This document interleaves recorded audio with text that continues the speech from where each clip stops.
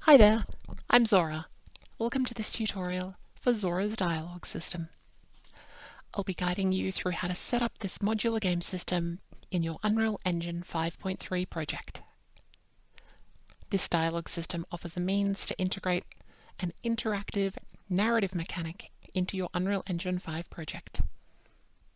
This system was developed in Unreal Engine 5.3 and may not be backwards compatible. Before we get started, let's take a look at what the system can achieve. With this system, you can make any actor in your scene a participant in the dialogue system, whether they're a human, animal, or primitive shape. You can implement one-shot, non-interactive NPC barks that either do or do not force the player's attention, whether that's on the speaker or on any other actor of your choice. You can implement sequences of non-interactive dialogue, which play one after another, and which you can set to either do or do not force the player's attention. You can implement branching sequences of interactive dialogue, which, just as before, either force or don't force the player's attention, either on the speaker or some other object of your choice. You can play your audio either in global 2D or in location-based and attenuated 3D. You can customize the look and feel of the user interface for every different participant within the system. The system also comes with an included outliner shader to indicate who is currently speaking. So I'm quickly going to walk you through what you're going to create today. You have 5 NPCs in this tutorial. The first we are going to walk up to, it's going to trigger with a box collider. The NPC will say one statement to the player. The player will not reply. There will be no choice of questions. We'll outline the character with a color, and then the conversation will end. So we focus on the NPC with the camera, and that's it. The second NPC, which I've just accidentally triggered early, as you can see, triggers one sentence and the player gets a reply. No questions, just 2 statements, one from the NPC, one from the player. The third NPC has a question for the player. Once triggered, it will provide 2 options for the player's response, choosable with the mouse in the user interface. Each of the options available triggers a different response. The first, a pleasant response, and then the conversation is over. If we trigger it again, and we choose the other, we get a less pleasant response, followed by the conversation completing. You'll notice that in these 3 examples so far, the camera was forced onto the NPC. We're now going to see an example of a statement said by an NPC as we walk past with no camera focus. So the player may simply continue on. In our 5th example, you will see a chain of statements used one after another, where we repeatedly pull the camera focus to a new target, starting with NPC 5, moving back to NPC 1, 2, 3, then 4. We start with NPC 5, NPC 1, NPC 2, NPC 3, and NPC 4. Through using a combination of these different approaches, you can create dynamic dialogue with branching choices or simply sequences of statements, one-off barks from NPCs such as walking past a guard, or branching choices to be made by the player. Before we begin, always make sure to take a copy of your project and store it separately before making significant changes. Once you've done that, let's get started. I'll begin with a disclaimer. Whether or not you have a script already, or you plan to write your story inside Unreal Engine, you should be aware that narrative systems require you to have a good grasp of how you want your story to flow logically. If your script is linear, like a movie, you'll have no trouble at all. If you plan to implement a branching RPG-style narrative, this system will support you, but you still need to understand when, how, and why your conversations will begin and end. This disclaimer is just to say that while you won't have to edit any blueprints of my dialogue system on the event graph or write in C++, no dialogue system can take away responsibility for understanding how you want your dialogue to flow. And there's going to be data entry that you have to perform to get any story into a game engine. And there's going to be decisions you have to make, such as who is speaking to who? Where do you want the camera to focus? How long do you want the dialogue to last for? Use of this system assumes that your script follows the act, scene, line structure. If you haven't already got your script of dialogue in this format, don't worry, you can convert it to this format as you go, or even write your story in Engine. Before implementation, let's summarize the structure of the system, so that you've got a clear idea of the parts before jumping in. This dialogue system is composed of 3 parts, as follows: the director, the stage manager, and cast members. A cast member is any entity in your game, either with dialogue, such as an NPC, the player, or a narrator, or who is the subject of dialogue, such as a haystack, a cube, a secret brick in the wall that you might want to draw focus on. Dialogue need not be spoken audio. It could just be a sound effect or text alone. If a cast member doesn't have a reference to an actor in your game, it will be assumed they are a 2D off-screen voiceover, such as a narrator, or perhaps the player's internal thoughts.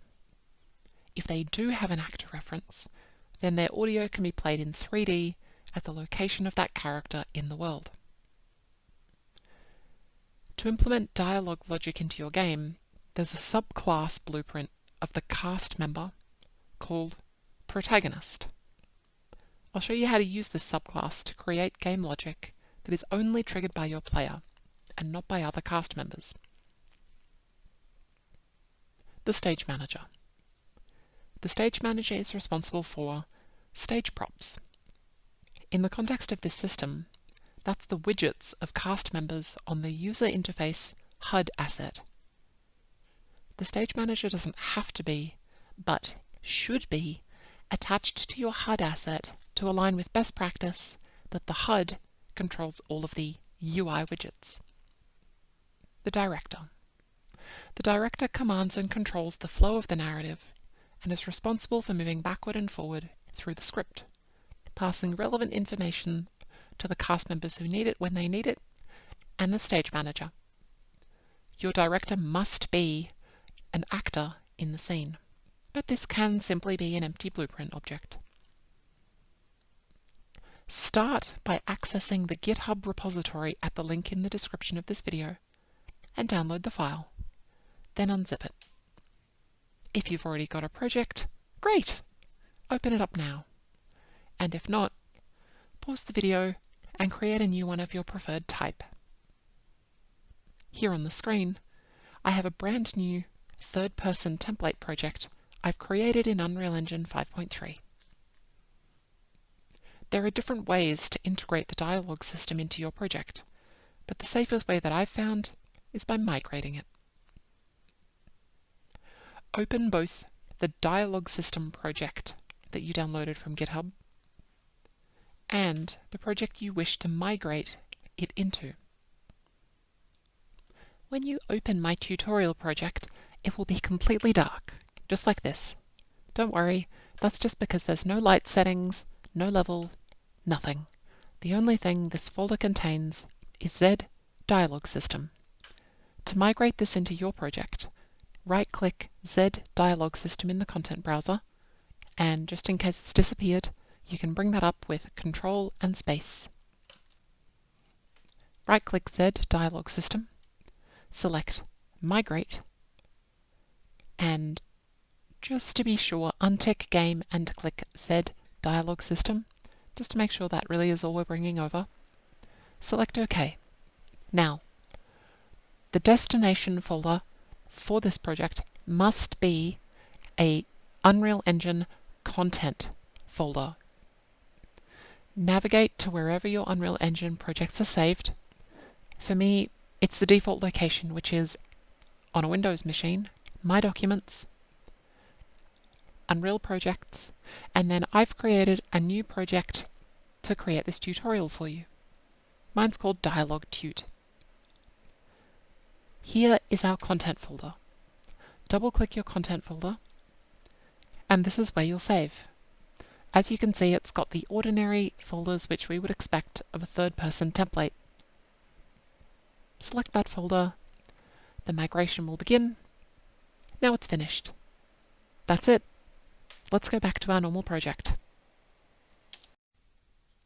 If it isn't already, I recommend docking the content drawer to your editor window by pressing Dock in Layout at the top right of the content drawer window, resizing it to suit your needs. If it's not already, select the Z Dialog System folder in the content drawer. Here you can see two folders, Dialog System and Outline Shader. The Dialog System makes use of a post-processing shader, which gives you a visual indication of who is speaking at any given time by giving them a colored outline. If you'd like to build a shader like this of your own, you can follow along with the tutorial that I followed to make this one in the link in the description of this video. You can disable the shader, but they're designed to work together. To get this post-processing effect working in your project, select the Edit menu on the ribbon at the top of the editor and press Project Settings. Type the word stencil into the search bar. Click the drop-down menu to the right of Custom Depth Stencil Pass and change this value to Enabled with Stencil. With the stencil enabled on your custom depth pass, you can safely close the project settings window, access the search bar of your outliner in the right-hand side of the screen, type in volume, and if you already have a post-process volume, you're already set up and you're very nearly ready to go. If you don't and you want to make use of this shader, simply go to the Quick Add Options button in the top left. It's this sort of cube-like looking object with a green plus. Go to Volumes and add yourself a post-process volume if you don't already have one. If you do, select your post-process volume in the outliner, type in the word material. This will give you your post-process materials. I'm just going to reset this so we can start from the beginning. Under your post-process materials array, if you have 0 elements, then you're at the beginning of your project, or you just don't have any post-process materials. If you've already got a bunch because you're working on your own game, that's totally fine. Add in 1 element. Select the drop-down menu and choose Asset Reference. Under the None button, click that, and you can see that you have a whole collection of materials that you can add. We don't need, that's just to demonstrate to you that we're selecting a material here. On the left-hand side in the content browser, navigate to the Outline Shader folder, choose Materials, and drag the Outline Shader _inst object into this array. Now you're done. Save, and you're finished. Your outline shader is set up. At this point, I just need to make an apology in advance. What you're looking at on the screen is the end result of this tutorial with 5 cast members in your scene, but I recorded this tutorial without having the post-process volume activated, and so unfortunately for my tutorial you won't be able to see the outline shader in effect, but if you follow the instructions yours will work on your screen and you'll see something like this. NPC 1 has a green color, so they get a green outline. NPC 4 has a sort of magenta.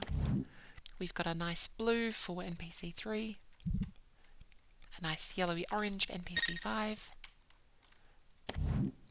and red for NPC number 2.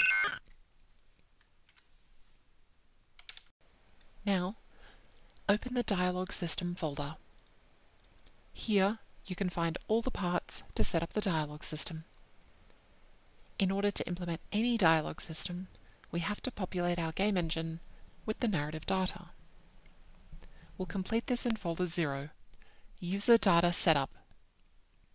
We then have a folder for each of our cast member, stage manager, director, and the user interface for the dialogue system. The examples folder contains a head-up display with the stage manager attached, a director, and an NPC cast member. The structs and enums folder contains definitions used by the dialogue system, but there's nothing for you to action in here. So, here's what we're going to do in this tutorial. Number 1, put some cast members in our world. Number 2, populate our dialogue system with those cast members. Number 3, write some dialogue. Number 4, bundle our dialogue into conversations. Let's get started. The very first thing to do is to put some cast members in our scene. We're not going to use the prefab cast members that I've made earlier, we're going to start from scratch. Cast members can be any actor, a humanoid NPC, a cube, a piece of terrain, whatever you like. Let's make our own cast member. Click the Cast Member folder and press the green plus Add button in the content drawer. Select a blueprint class and choose Actor.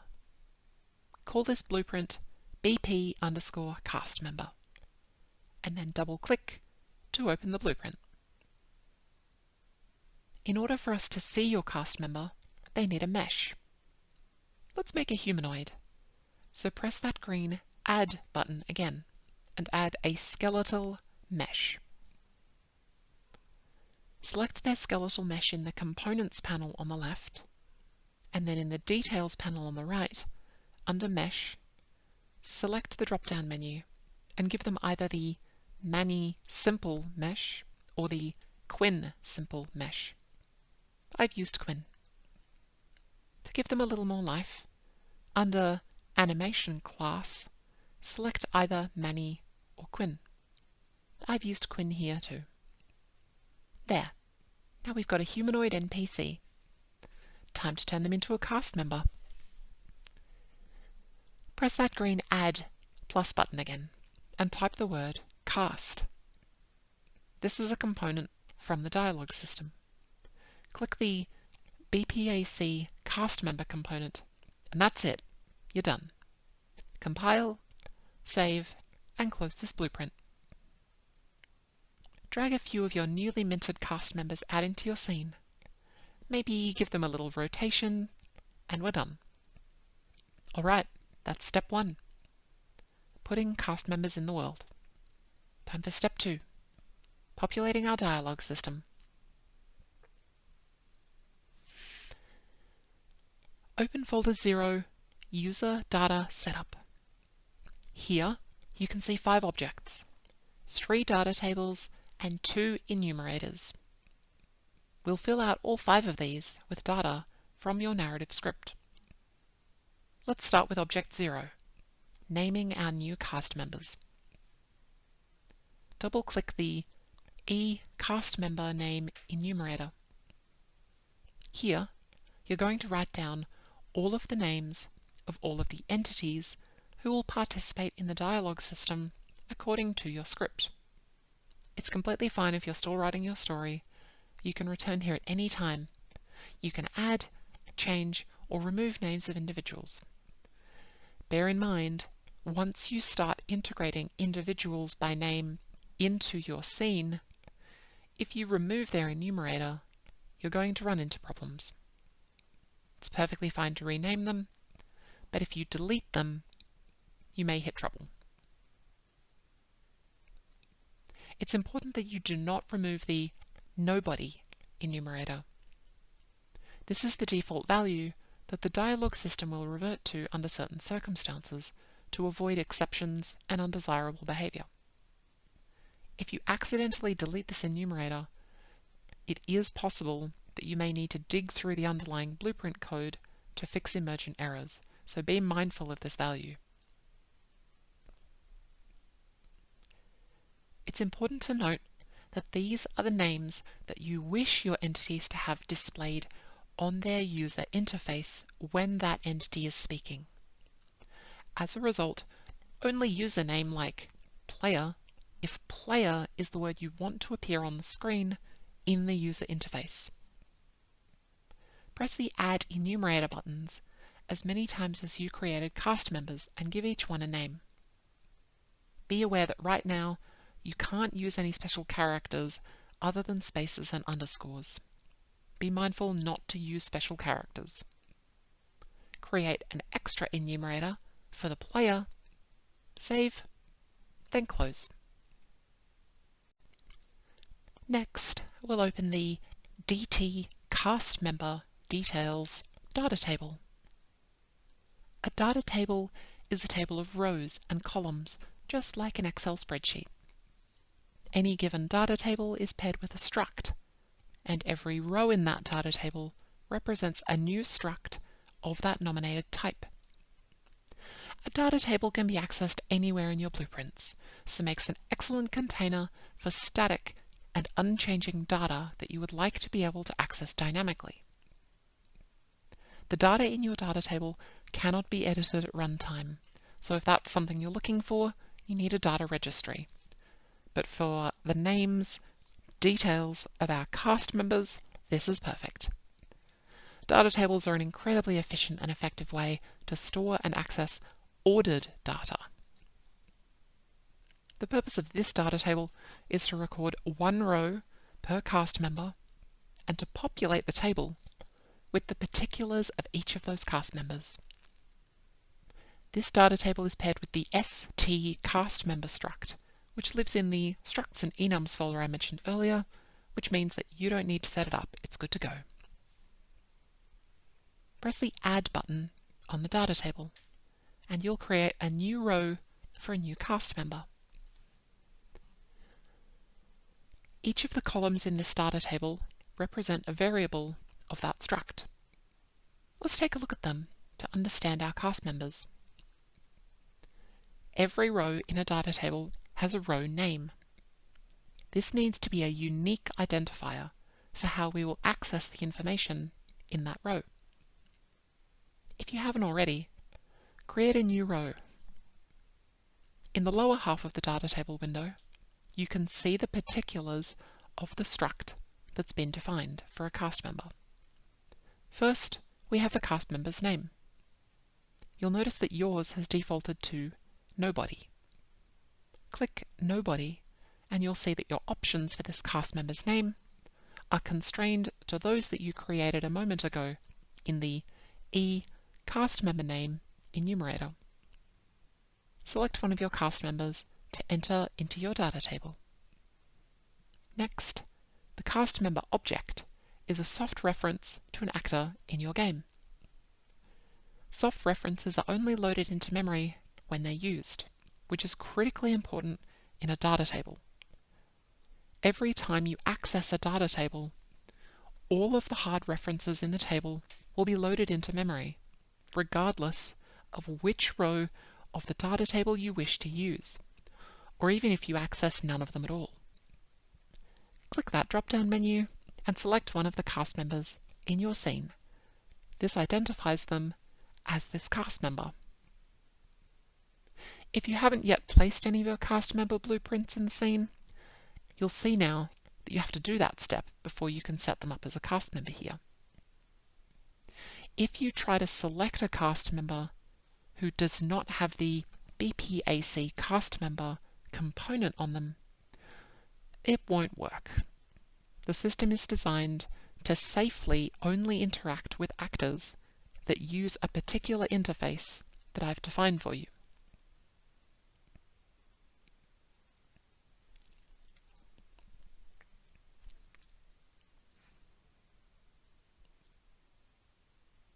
It won't crash your game, but the system won't work with that actor. If you haven't created those cast members yet, you can either pause the video here and create them, or you can simply leave this blank and return to it later. If you have a cast member here with no physical body in the world, you can leave this blank forever, and they'll simply be treated as a 2D voiceover. The next element of the struct that defines a cast member is their color.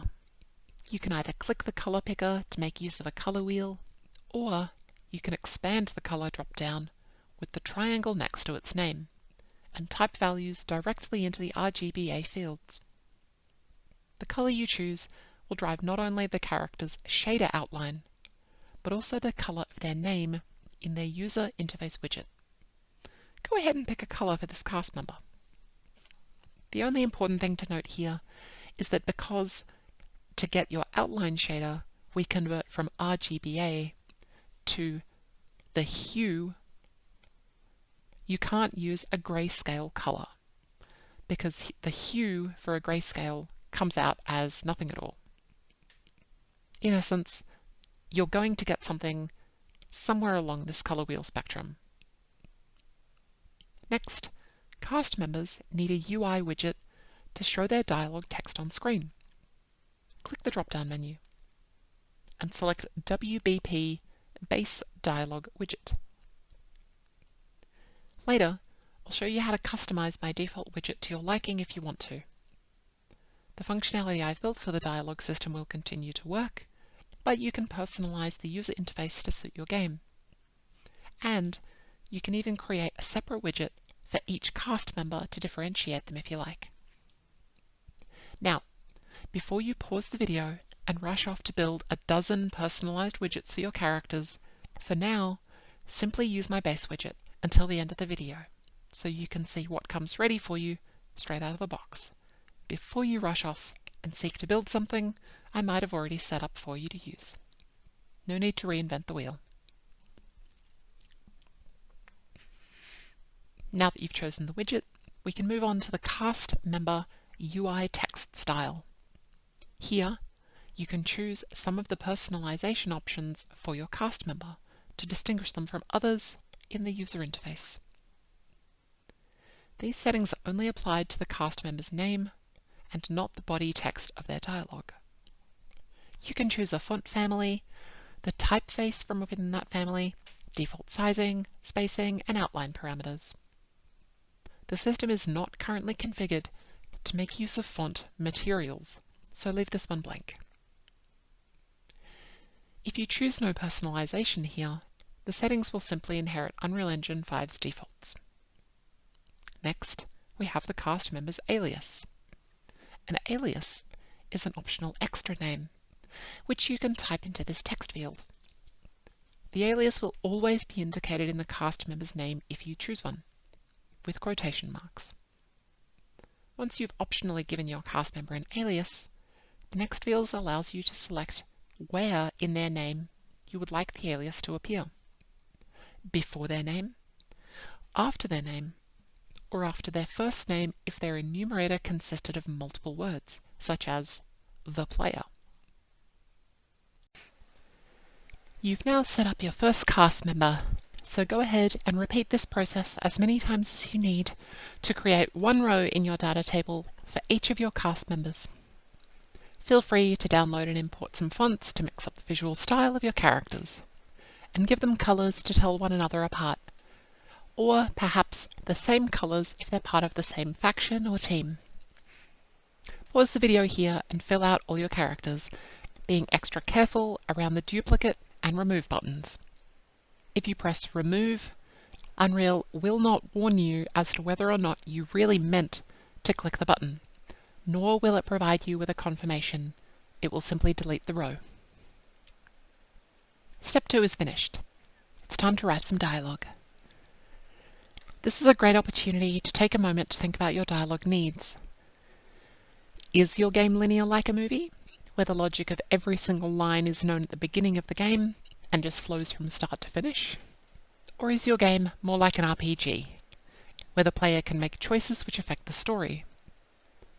Consider that even in a linear game, where the story flows from start to finish, without the player having any ability to change the ending, there are still probably lots of instances where you want to play dialogue out of the order that it first appears in the script, or playing the same line numerous times, like greeting a character, or the bark of a guard as you walk past them.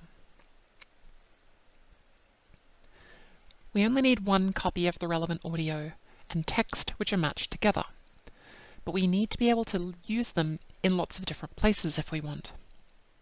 This is why we store a master copy of our dialogue in the dialogue lines data table. Like our data table of cast members, each entry is a struct which holds information. The struct in this data table holds dialogue lines. Dialogue lines bring together one cast member who speaks, the text of their dialogue, and the associated audio file. I've populated a few default row names for you because the convention here is very important. See that the row names follow a predictable pattern. A, then a number, S, then a number, L, then a number. As I foreshadowed at the beginning, these stand for act, scene, and line, which you'll remember I said was very important, because we expect that your script will be written in this format. These row names are used by the dialogue system to make sure that your cast members, who you've identified with the speaker variable here, are given the right audio at the right time, and that the user interface is given the right text at the right time. Notice that even if you're using the same text for different characters, you will need a different entry for each cast member. Let's write some dialogue. We're going to have our cast member greet the player by saying, "Hi, welcome to this tutorial of the dialogue system." That was easy. I encourage you to pause the video and record some audio for yourself to go with the dialogue. Otherwise, you can simply pick any given sound from the starter content to demonstrate that the system is working. Note here that the timing of animations for the dialogue system, the duration of the audio, and the character that will be using these things are all connected together.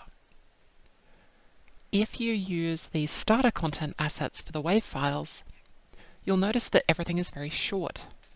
That's because there's an onset and an offset for the animations, and this is sandwiched together around the duration of the audio. If the audio is very short, the system will default to a minimum time in order to give the reader time enough to read very short snippets of dialogue. This is 2 seconds, a half a second onset, 1 second duration, and then a half a second offset. You'll have noticed that this dialogue line really doesn't give enough context for how the dialogue will play out in the game. How is it triggered? Will it stay on the screen? Will the player look at the cast member while they're talking or just walk by? Can the player say anything back? These are all good questions. But remember, right now we're just defining the dialogue that can be said in the game, not how it's used. That comes next.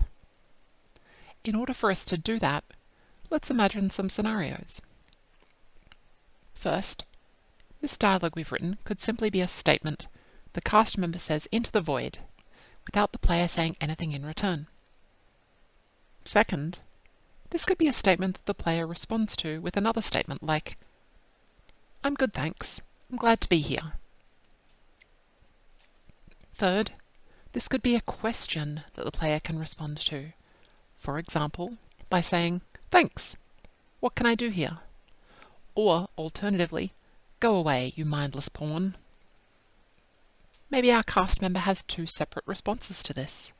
One, a helpful description of what we can do. Or, second, they could be annoyed at the player's rudeness and tell them to go away. From this, we can see that we need 6 dialogue lines. The cast member's greeting to the player, a statement from the player in reply, the player's positive response to the cast member's question, the player's rude response to the cast member's question, a positive reply by the cast member to the player, and a rude response to the player for the cast member. Write out your own 6 prompts in the 6 rows your template starts with. Here are mine. With that done, we have our dialogue, but we still don't have that crucial context we need to make these dialogue lines work together, and to determine which of our 3 scenarios will unfold in the game. We have the statement with no reply, the statement with a single reply, or a question with 2 possible replies, each having separate answers. What we need is conversations. Where dialogue lines are the raw stuff of the story, conversations add important in-game context to the way you want that raw data to be used. In folder 0, open item number 4, the E conversation name enumerator. Similar to the cast member enumerator, we want one enumerator per unique instance, in this case, per conversation. Our script at the moment calls for 3 separate conversations, so let's create 3 enumerators. Be mindful, just like before, this system is only set up to handle spaces and underscores in these names, no other special characters. Give them useful names and tooltips if you like, to remind yourself what they're for. I'm going to call mine NPC1 Introduction No Reply. The second one I'll call NPC2 Introduction with Reply, and the third I'll call NPC3 Introduction with Questions. Outside of a tutorial, you ought to create a naming convention that works for the context of your game, and which won't lead to duplicate conversation names. With my 3 conversations named, it's time to set up the conversations with the context we need to make them work. Compile and save your enumerator, and close. Check the save status of your project in the bottom right to make sure everything is saved. If you're new to Unreal, do this all the time. Make sure your project is perpetually up to date. Next, let's open up data table number 5, Conversations. Create 3 rows, because we already know we have 3 conversations that we want in our tutorial scene. Just like with our cast member data table, where we nominated the cast member to associate the row with, our conversation data table needs to associate each row with one of the enumerators we just created. If you don't see them here, it's likely because your enumerator table hasn't saved. If you don't see them, go check that it's saved. Alright, we've got our dialogue, we've created our conversation names, so it's time to set them up. Select the first row of your conversations, and you'll see that the conversation lines variable in the row editor panel has 0 elements in it. Press the plus button to add the first line of the conversation. Now you have index 0. Index 0 is always the entry point of any conversation. Expand this conversation line by clicking the triangle to the left of index 0. Here, we enter the act, scene, and line of dialogue that we want this conversation line to play. this defaults to 1, 1, 1. But if you entered the same dialogue that I did for the tutorial, that's actually the right reference for us to start. You'll probably find it easier to open both the dialogue table and the conversation data table at the same time, as the conversation data table relies on your dialogue lines. Now, for our first conversation, we want the cast member to simply say their line, and that's it. The player doesn't talk back and can't choose from a branching narrative. If you hover over the conversation line variable called statement or question, the tooltip will tell you if the player can choose how to respond to this line, it's a question. Everything else is a statement. Our player can't respond to this, so it's a statement. The ends conversation boolean is very important. If this boolean is switched to true by clicking it as a checkbox, then it doesn't matter whether this is a statement or a question. There will be no follow-up. This will be delivered as a statement with no response that will not compel any action from the player. The boolean for statement autoplay can be ticked if you want a statement to automatically flow into another dialogue. In this context, what that means is another line within the same conversation. For example, we have started with index 0. The number 1 in the statement autoplay conversation line index being set to number 1 means that if index 0 is a statement and autoplay is ticked, then index 0 will play once and then automatically load index 1. These variables are for conversations of more than one line, so I'll explain them in more detail when we make those conversations. For this one, we'll ignore them. Next, you can see we have a variable called target. If you want to force the player to look at someone or something, you can choose that actor here. For now, choose our speaker, NPC 1. If we look at our dialogue line, that's who's talking. We want to force the camera to look at them. All we need to do now is switch this boolean for whether or not this line ends the conversation to true, and we're done. We have our cast member, our dialogue, our conversations. Let's get them working in game. Remember that when we created our cast members, we attached a blueprint actor component to them, BPAC cast member. Select NPC number 1, or whatever you've called the speaker of our dialogue, either in the outliner panel or in the world. Just not in the content drawer, because that will select the parent blueprint. In the outliner panel on the right, you can see the components we've created on our empty cast member, their skeletal mesh, and their cast member component. Click the cast member component. Here, under the dialogue section, you can see that cast members have a map of integers and corresponding conversations. Add one element to this map and change its integer to the number 1. If you're seeing 4e conversation name Max, then your conversation enumerator hasn't saved the names you've chosen, and you'll need to navigate to folder 0 of the dialog system, open item number 4, the conversation name enumerator, and hit save. Having done that, now you'll see the names of conversations you've chosen. Any given cast member can hold an arbitrarily large number of conversation references. Set integer number 1 to be mapped to your first conversation. But Zora, you ask, now we've got our raw data, we've sorted it into conversations, how do we get them talking? Well, that's the easiest part of all. But it can't be incorporated into the dialogue system by itself.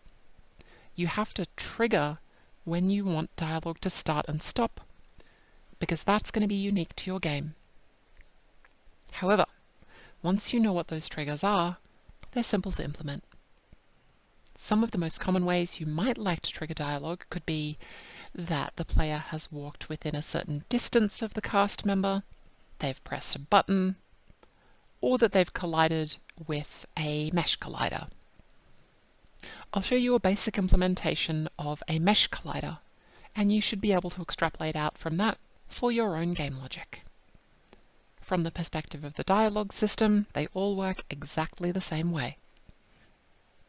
Let's start by opening the content browser with Control Space, opening the cast member folder, and opening our cast member blueprint for editing.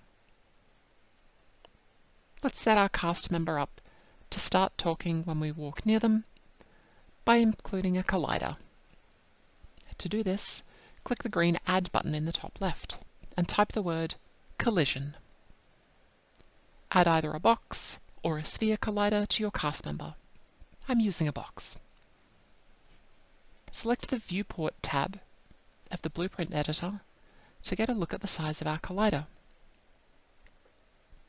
In the right side of the screen, in the Details panel, press the Lock button next to the Scale value under the Transform heading.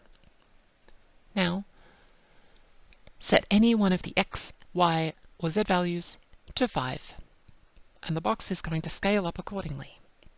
Now that we have our collider, let's give it some functionality.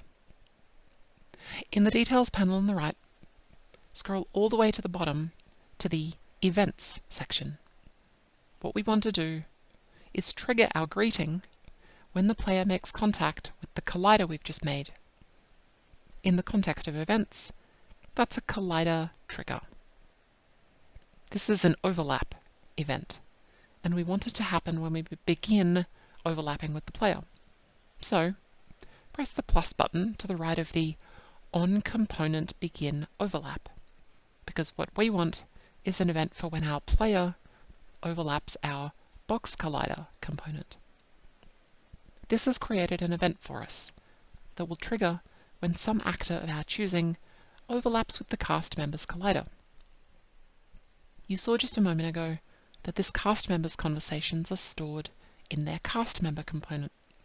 So to access those, look under the Components section of your cast members variables on the left side of the screen.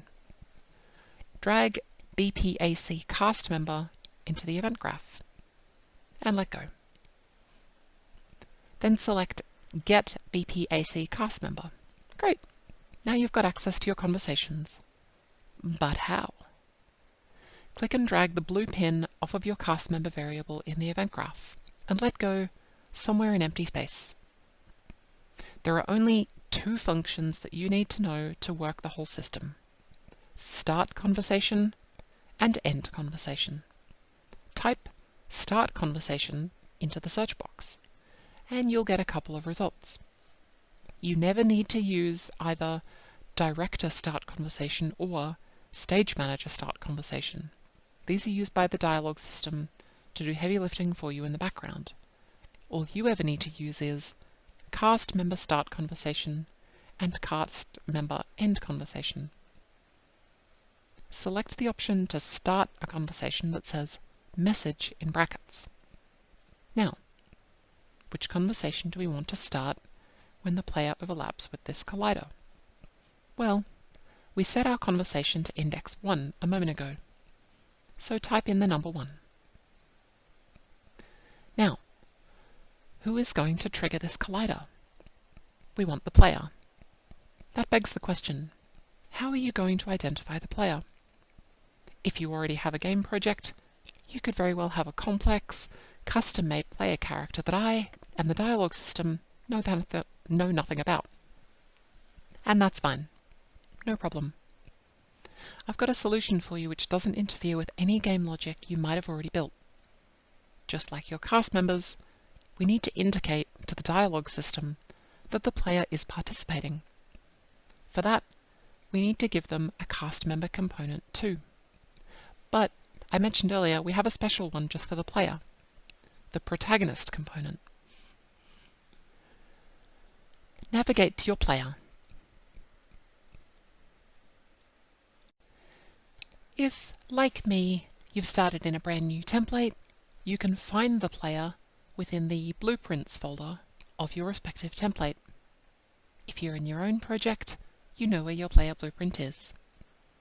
All we have to do is open our blueprint, click the Add button in the component panel of the top left, and type Protagonist. Add the Protagonist component. The Protagonist component is a child of the cast member component. So, just like we're doing now with our example cast member, where we're building some functionality to trigger the conversation, you can create your own logic to have your player character trigger dialogue too if you like, such as internal thoughts based on a game timer if they've been standing still for a long time, or if they walk past something interesting. With the protagonist component added, we're finished with the player. Like the cast member component, this component is not coupled to your game in any way. You can add and remove them freely, and they won't interfere with other game logic. Note that if you add more than one protagonist, this will logically interfere with using it to uniquely identify the player. Let's go back to our cast member. Let's check whether or not the protagonist collided with our box. We can do this by right-clicking on the event graph and adding a Get Component by Class node.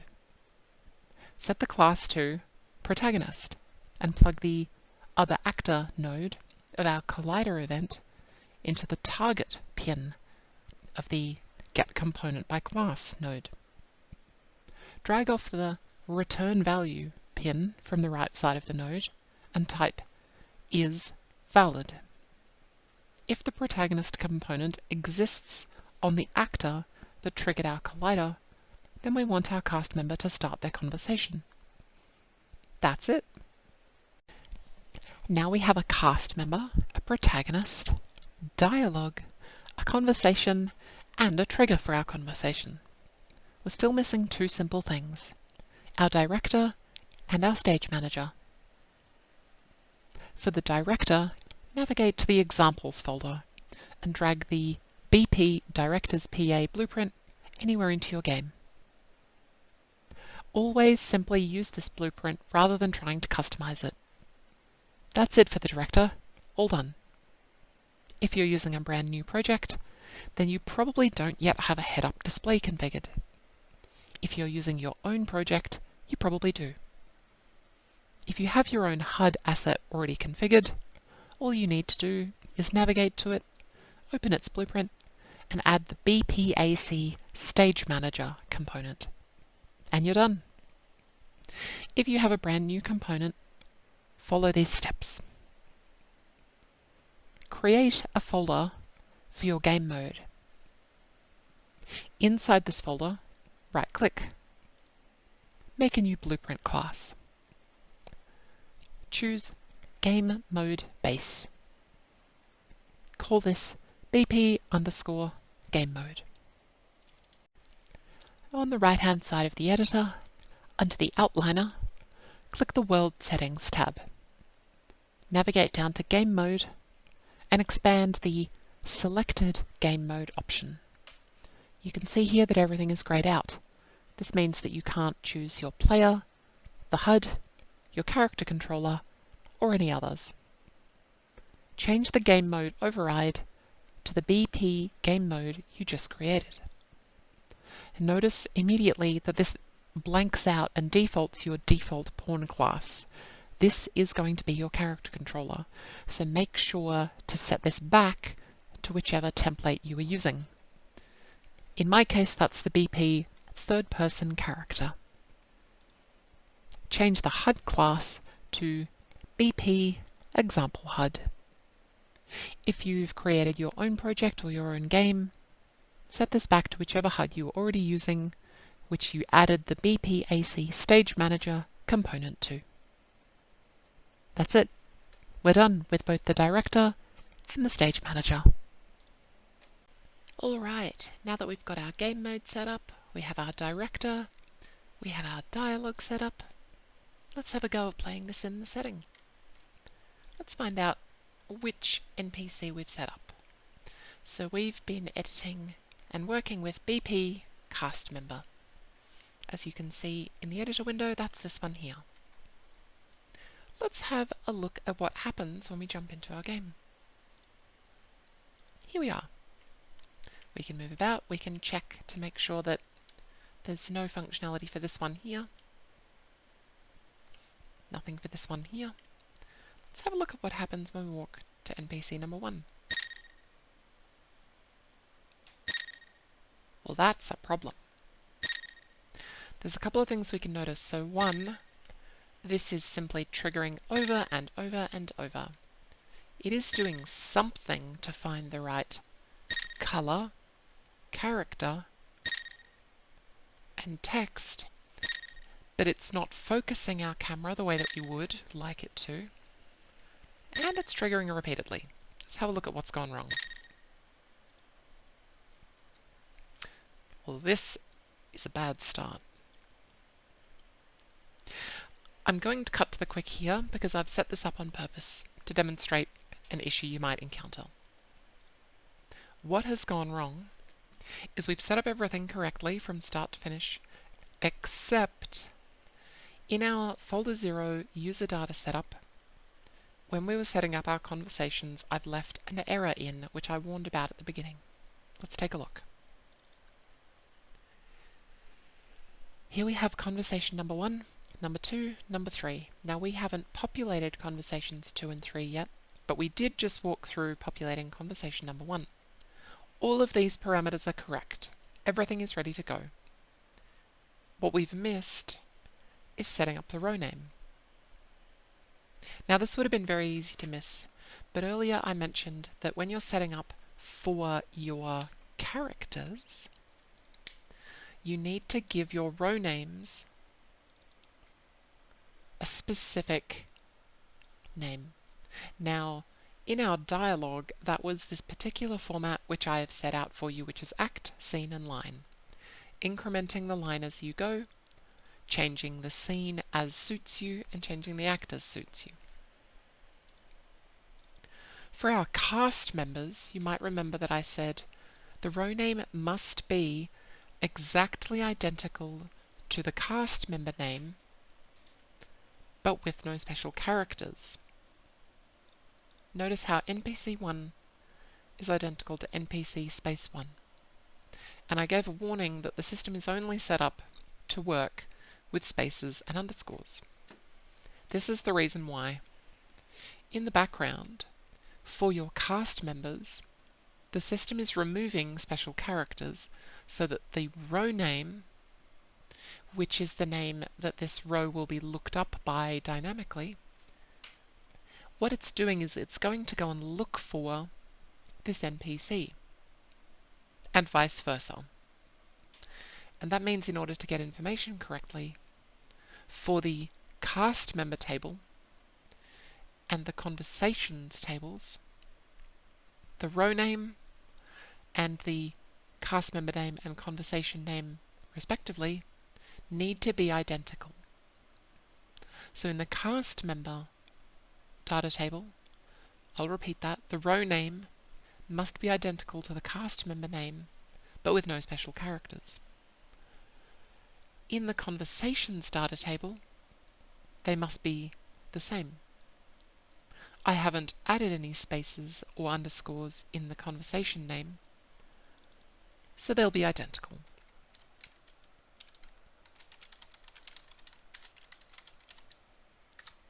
Now, you need to make sure that these are exactly identical, otherwise the system won't work as intended. This might seem a little bit fiddly, but there are certain restrictions that we simply can't get around. This is one of them. So what we're going to do is copy that, update these, and then our system will work exactly as intended. Let's take a look. Save and close. So now what we're expecting is a single statement which automatically closes itself after it's played and when we approach the NPC, they will force the camera to look at the speaker. I'll put the camera at an awkward angle so that we can see the movement change. And there we go. One play animated in and out. You'll notice that because it was a statement which ends and does not autoplay straight into another statement, we haven't seized control of the camera from the player because we're not intending to engage them in an ongoing dialogue or with a sequence of questions. So now we have everything set up. Let's go ahead and fill out NPC number 2 and number 3. We've already got our dialogue lines. Let's just review those for a moment quickly. So what we've done is we've just incorporated a one-shot statement from NPC number 1. We used Act 1, Scene 1, Line 1. That was for the NPC as the speaker to say, "Hi, welcome to this tutorial of the dialogue system." Now, if you remember from our little Word document we set up earlier, we're going to use that, in addition to being a one-shot statement, we're going to use that for the next NPC to say this little prompt, and then the player is going to get a response. So let's set that up. What we need to do is grab our second conversation, and that's how we'll start. So we've just finished NPC 1, introduction, no reply, and I made a little mistake in my row names here. This shouldn't be NPC 1, introduction with reply, it should be NPC 2, introduction with reply. And this next one should be NPC 3, introduction with question. Questions. Oh yeah, that's what I've written. Excellent. Now, just as a reminder, the reason that we're doing that is so that the conversation name and the row name exactly match. Alright, just as a little recap, for NPC introduction, no reply, we set up a single conversation line, our one statement. So, for number 2, we have our statement with a reply from the player. So the entry point is always index 0, and we're going to proceed from index 0 straight to index number 1. Let's start. Now, the act, scene, and line. You might remember that previously I said even when you want to use exactly the same text from a different speaker, you're going to need a new dialogue line. Now, why is that? That's because NPC 1 is the speaker in the first scenario, and NPC 2 is the speaker in the second scenario. Because we want to make use of the personalization of each speaker, such as their color, their name, their alias, we need to identify, even for identical dialogue, we need to identify who the speaker is. So I'm going to go ahead and add an additional line. That's going to be Act 1, Scene 1, Line 7. That is for NPC number 2 to say the same line. So I've just copied the dialogue text from Act 1, Scene 1, Line 1, and I'm going to paste it into Act 1, Scene 1, Line 7. I'm going to pick a random sound from the starter content, purely so that there's a confirmation that it's triggering correctly. I will save, and then we're going to begin conversation number 2, introduction with reply. We are going to begin with Act 1, Scene 1, Line 7. That's the one we just created. This will not end the conversation, so B ends conversation will be false. It is a statement because we're not prompting the player to choose from a pop-up window of questions that they can choose with the mouse. It will autoplay because we want index 0, the starting point of the conversation, to automatically flow to index 1. so we will leave autoplay ticked. The statement that we will automatically play will be index 1.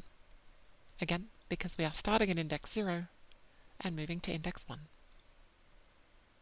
Question responses can remain blank because this is a statement. Even if you allocate them, they will not be used. The target, I want the player to focus on cast member number 2, who we've defined to be NPC 2. That's it. So what that's going to do is we're going to start the conversation at index 0. It's going to go to Act 1, Scene 1, line 7. Act 1, Scene 1, line 7, which is for NPC number 2 to say, "Hi, welcome to this tutorial of the dialogue system." It will autoplay index 1. So in response, the player will say, "I'm good, thanks. Glad to be here." That is Act 1, Scene 1, line 2. Now, I'm going to say that this ends the conversation. So what will happen is index 0 will play, then index 1 will play, and no one will say anything further. So the NPC won't reply again, the player won't be able to say anything extra. This is just an example of chaining statements together. So with autoplay off, this won't actually matter. You could leave it on because the ends conversation will supersede autoplay, but I'll take it off anyway. There's no need for a target because we don't want to force the camera to look anywhere. Save everything. And now what we need to do, we've set up NPC number 1 here. Can you remember what we need to do? Oh, NPC number 2 is up above. I thought it was this one. That's fine. What we need to do now, remember, we've created conversation number 2. So we need to allocate conversation number 2 to cast member 2. We do that by going to their Details tab. Here's the items that we created from our blueprint: skeletal mesh, box collider, and the cast member. Under the dialogue component, or this is not a component, I'm sorry, this is a tag. Under the dialogue tags of your cast members, BPAC cast member component, create a new entry in their map of conversations, give them NPC introduction, NPC to introduction with a reply, and make that conversation number 1. Now, why do we make that conversation number 1? Let's just revise our cast member. Bearing in mind, at the moment, all 3 cast members are running on the same blueprint. This is important. If you want them to have different functionality or different triggers, you may need different blueprints. For the moment, they are all running on our same event trigger. That is, when the protagonist overlaps the box collider, we check if that's the protagonist. If they are, run conversation index number 1. Now, because this cast member blueprint is being applied to all 3 of our cast members, all of them are looking for index number 1 in their conversation list. So that means cast member number 1 needs conversation number 1 to be the active conversation. Cast member number 2 needs number 1 to be the active conversation. And when we add a conversation to cast member number 3, they will also need to use index number 1. Remember, that's just an arbitrary choice that I have made for this example, and because all 3 instances of the cast member are using the same blueprint, they are all using the same logic. The logic that you build into your game to trigger conversations will be up to the requirements of your game. I've just used one example for this tutorial. So having selected index number 1, to be equal to NPC2 introduction with reply. Let's run our game.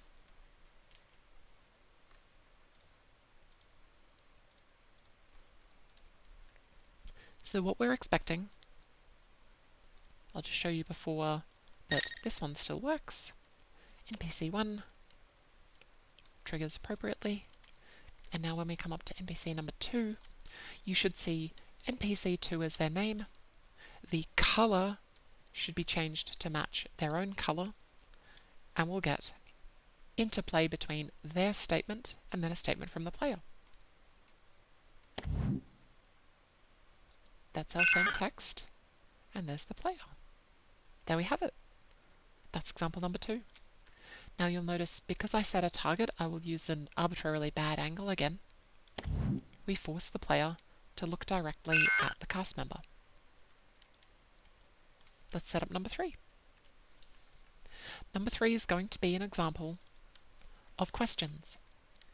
NPC 3 introduction with questions.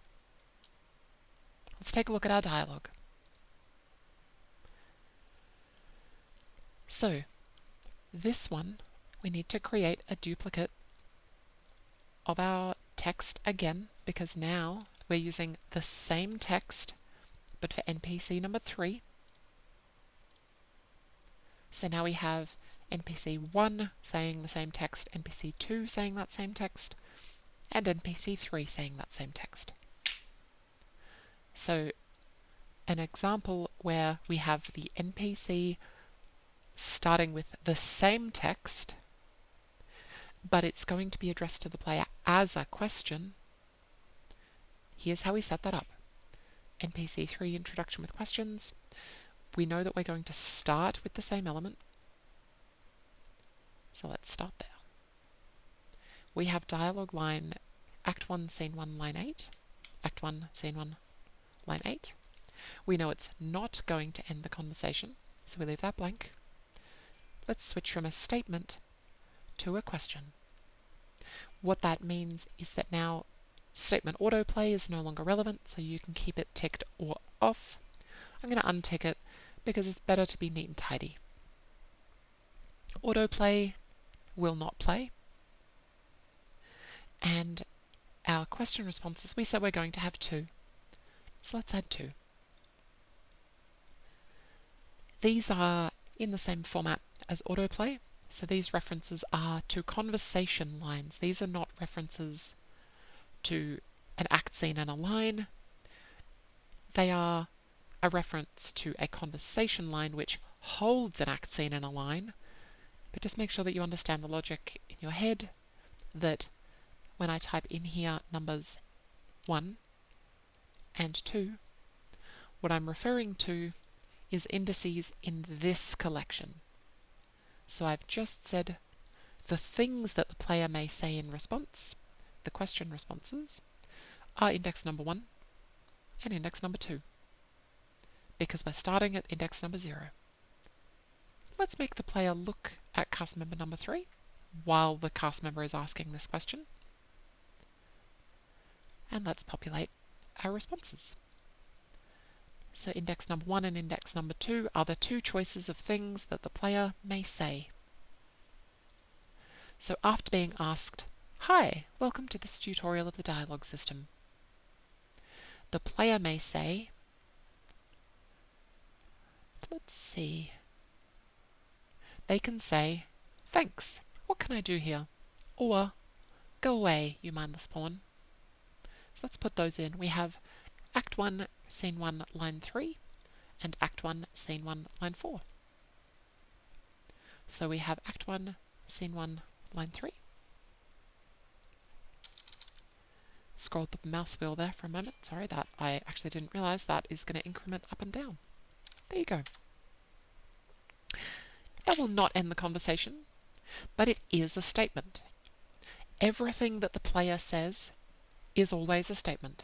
Questions are only applicable directed to the player, so it's a statement.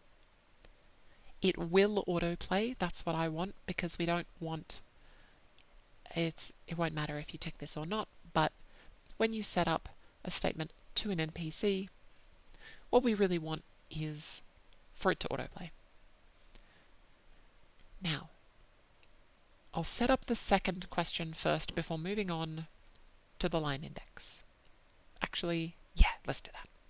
So we have Act 1, Scene 1, Line 3. Act 1, Scene 1, Line 4. Does not end the conversation. It is a statement, and it does autoplay. Now, the responses to the player's question responses, this is where the structure of your conversation line is up to you. I didn't need to say that index 0 is always the starting point. Index 1 could have been the first player response, and then index 2 could have been what the NPC would say in reply.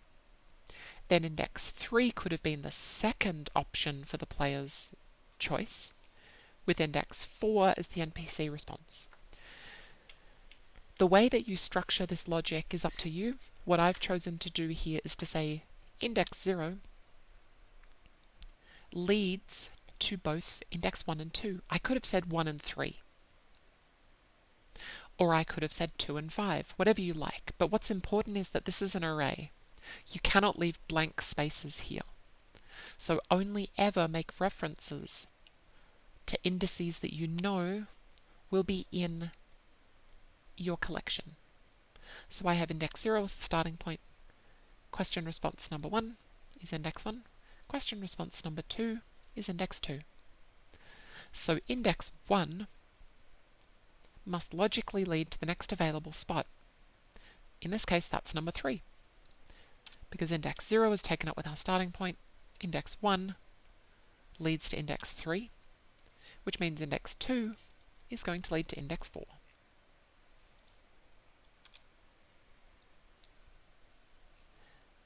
Let's create indices 3 and 4. So index 3 is the next automatically played statement from index 1. Index 1 is the player saying, "I'm good, thanks. Glad to be here." Now that's the positive version of our conversation. Oh, I'm sorry, it's this one here. "Thanks, what can I do here?" Now we want that to lead to the NPC saying, "Here you can do all sorts of things." So we want to lead from index 1 to index 3. And what index 3 plays is Act 1, Scene 1, Line 5. This will end the conversation. It is a statement. Autoplay can stay off. It doesn't, as I said, it doesn't matter because we're ending the conversation, but it's better to be neat. Autoplay must have an integer because this is an integer. You can set it to 0, but it's better to just leave it as a default. We don't need a target. We don't need an autoplay index because we're ending the conversation. So we're done. Index number 4 is the follow-on from index number 2. Let's just revise. Index number 2 is Act 1, Scene 1, Line 4, which is the player saying, "Go away, you mindless pawn." So we want the NPC to say, "How dare you? Go away." Now, when I created these, I used NPC 1. Unlike the introduction point of the conversation, which is used by NPC 1, NPC 2, and NPC 3, these are only ever used by NPC 3. So there's no need to duplicate them. These can simply be re-referenced to NPC 3, as no one else uses them. So the unpleasant response is Act 1, Scene 1, Line 6. So index 4, the unpleasant end to our conversation is Act 1, Scene 1, Line 6. It does end the conversation. It is a statement because no further questions are asked. Autoplay can be off. And we're done. This is a complete example of three situations in which you might use a couple of simple elements of dialogue to produce a single one-shot statement from which there is no reply. A one-shot statement, which the player responds to with a single audio clip, and a sequence of questions that follow on with different answers depending on your choice. Oh, I'm sorry, I got these two mixed up. You get the idea. Let's take a look at our third example. It hasn't triggered. Can you spot why? It's because we didn't add the conversation to our cast member. If you ever find that that type of logic isn't triggering, that's probably why. You can see we hadn't created a map element here. We didn't add it to the number 1 or nominate that this cast member will be speaking to conversation number 3. Here we go. Welcome to this tutorial of the dialogue system and you'll see here, we've given this one an alias. This is Serene, NPC number 3. The first thing that you'll notice is that as a result of our selecting that this is a question, this prompt remains on the screen.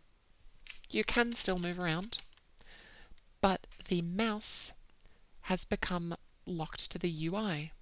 Well, I say locked, not locked. If you click and hold, you can move around, but the mouse will come back to to interacting with the UI so that you can select these buttons.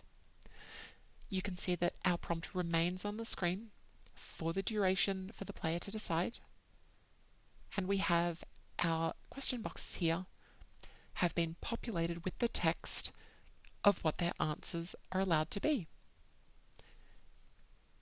We have thanks, what can I do here, and go away, you mindless pawn. We're going to try this twice. Thanks, what can I do here? We get the player's response, and we come back to the beginning. Can you spot why that has happened? Let's try the second one.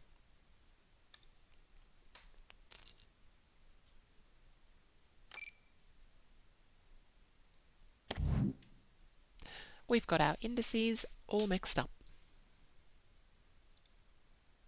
Let's take a look.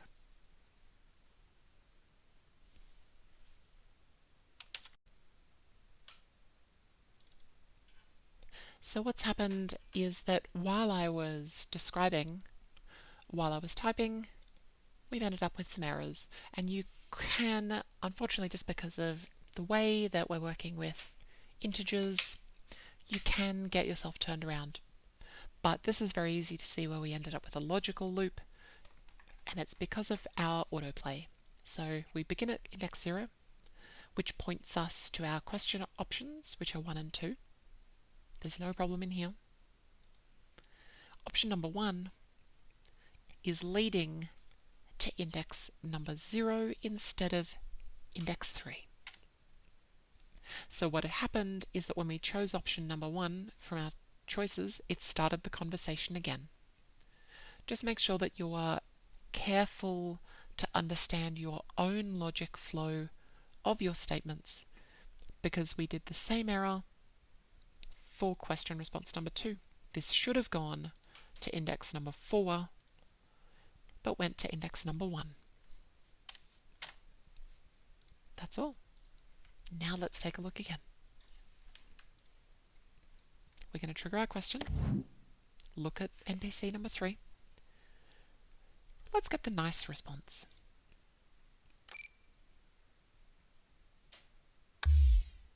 There we are. And that will end the conversation. Now to trigger it again, we just need to re-enter that hitbox. Now let's choose the unpleasant option.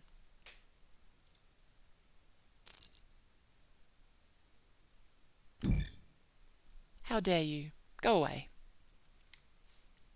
And that's it. That's a very basic rundown, introductory tutorial into how to make use of statements, questions, one-shot barks, a sequence of statements followed by other statements. Alright, I think you guys are probably getting the idea by now I'm going to set up a couple of probably pretty rapid fire examples. Let's do a little walk by statement from a cast member. So let's drag a new cast member out. Let's put them just up here. Now what I'm going to do, I'm going to set up a cast member so that when you walk past, they speak to you, but not only do you not say anything, we don't force the camera either. So let's set that one up. We now have BP cast member 4 is in the scene. You know that that means we need to go and add a new enumerator. Let's call them NPC 4. We have to set them up in our cast member data table, which means we need a new row called NPC 4, remembering that when we allocate this to NPC 4, that is fine to have a space, but the row name can't have any special characters. Point them to cast member number 4. Let's make them purple. Give them our standard widget. Not going to give them an alias. I'm going to leave their text style as standard. Now let's give them some dialogue. I'm just going to add a row. This is going to be Act 1, Scene 1, Line 9.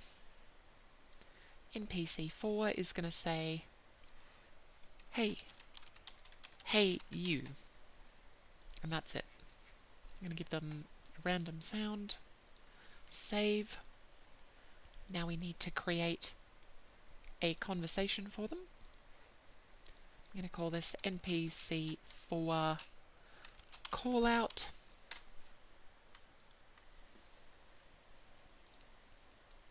We're going to give cast member number 4, we're going to go into their cast member component, add a conversation, make it number 1, give them NPC 4 callout. Now we're going to just save everything because we've got quite a lot of unsaved material there.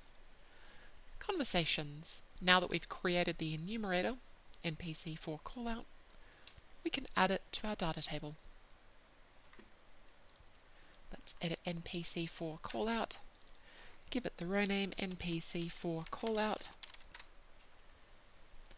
It's just going to have one element, which is going to be dialogue line Act 1, Scene 1, Line 9.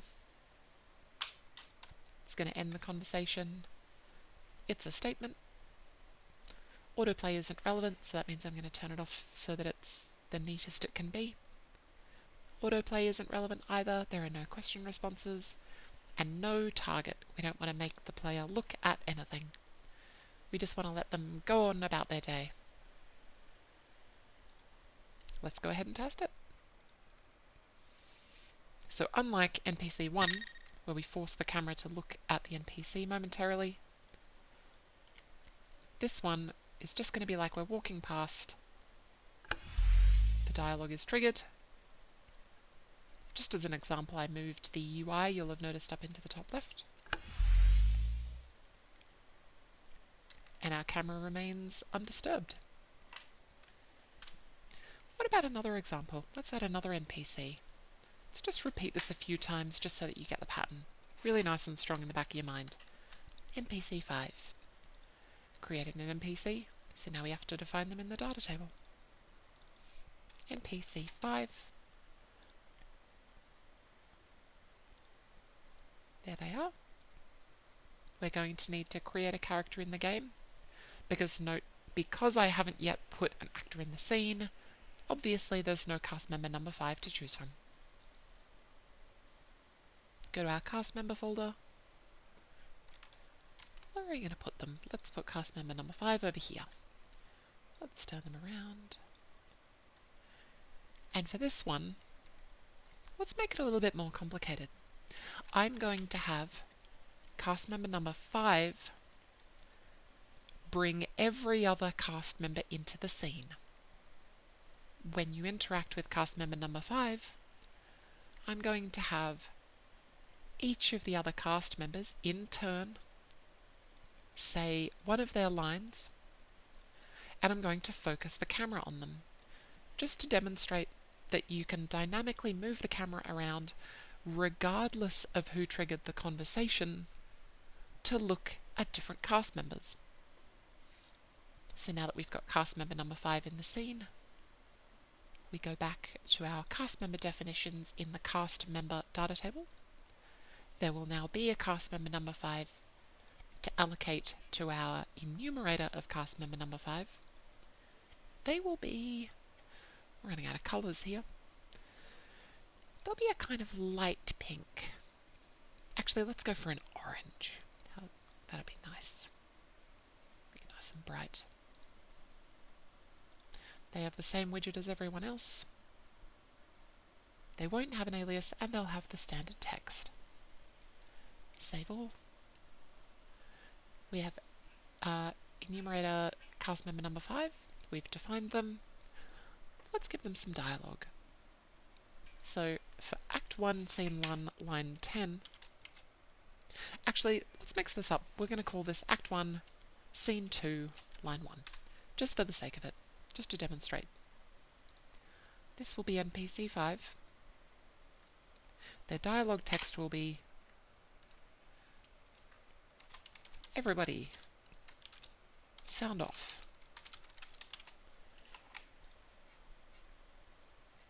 Let's have a laser sound. Why not? We have a dialogue line. Now I'm just going to reuse the same lines from everybody else, just to demonstrate the concept. Now what we need to do is create a conversation to allocate to NPC number 5. We're going to make NPC 5, I'll just call it sound off. All sound off. How's that? Save. And let's go on to creating the conversation. Add a conversation. Pick NPC number 5. Adjust the row name.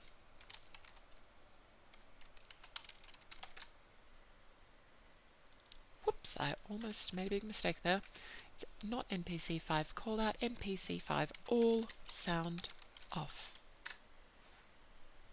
Now, we need 5 indices because we have 5 cast members who we want to bring in. We always start at index 0,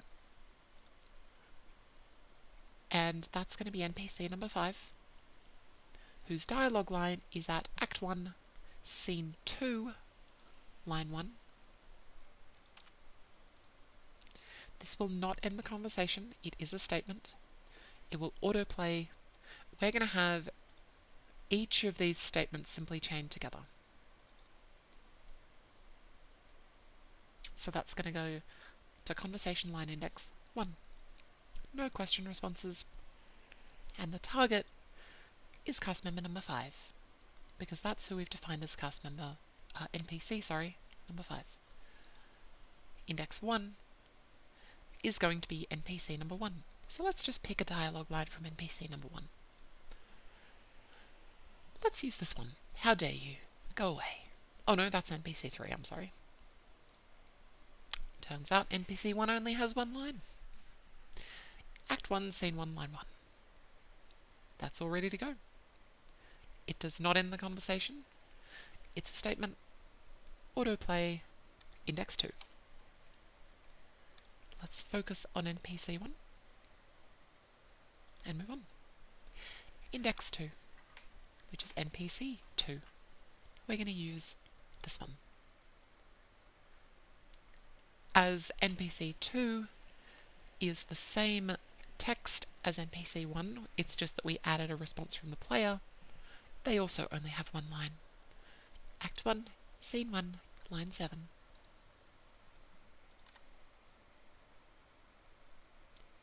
Index 2 moves on to Index 3.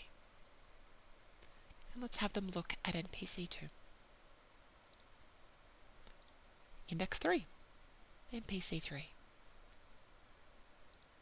Let's say, "How dare you? Go away." Act 1, Scene 1, Line 6. Let's look at NPC 3.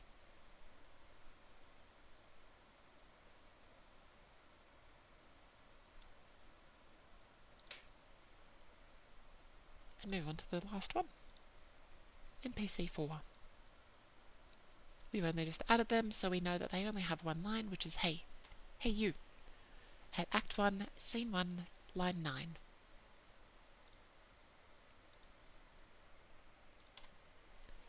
This one will end the conversation. It's a statement, and the rest of it doesn't matter because it will end the conversation. But we do want to force them to look at cast member number 4.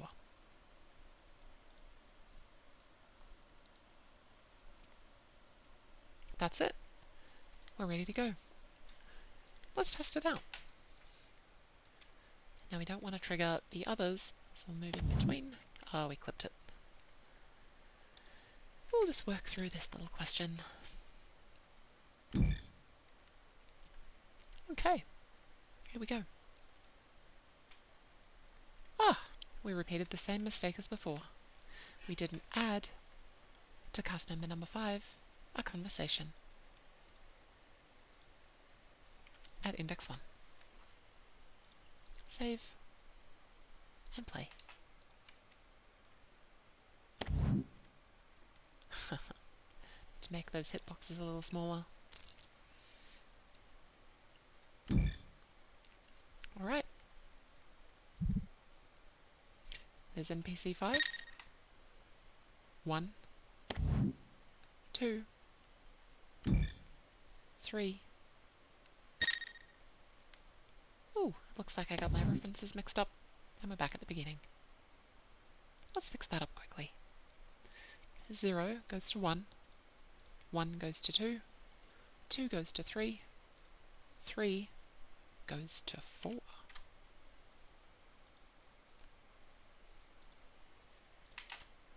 Let's try that again.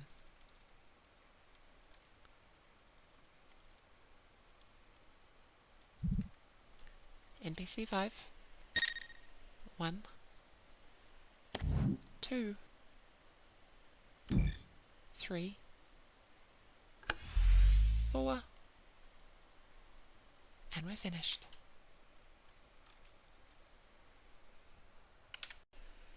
Alright, now let's take a look at just a couple of the things that you can do with the base dialogue widget. You might remember it from when we allocated a widget to each of our characters. This is a very basic widget. This is intended to only display one character's user interface at a time. As a result, it takes up the entire screen. What we have are a few very basic elements. We have the main body text of your dialogue. This is automatically populated with the text which you type into your dialogue lines data table. Your cast member's name. This is automatically populated and filled with your formatting preferences according to the individual cast member. So what can you do in here? If you're a Blueprint programmer, you can familiarize yourself with these graphs. There's quite a lot in here, but if you'd like to change or increase the amount of styling options, you can do that. If you would like to change the animations, you can do similar here.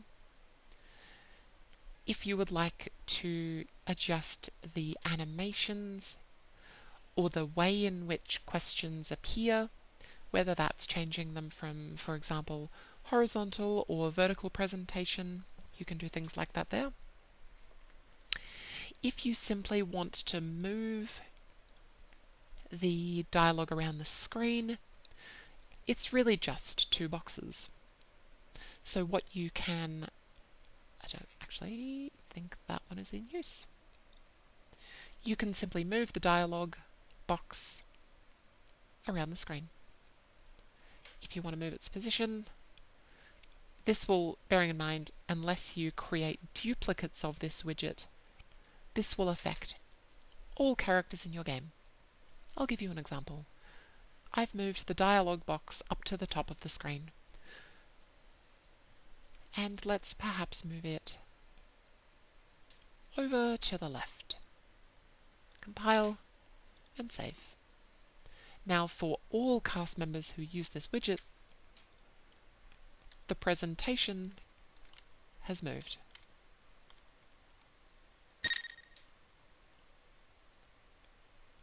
It's to be in the top left instead of in the bottom center. That hitbox is a little smaller than I imagined, or I remembered. If you want, you can create multiples of this widget and edit them according to your preferences for the individuals. For example, you could have the player's text always appear on the right of the screen and everybody else's on the left.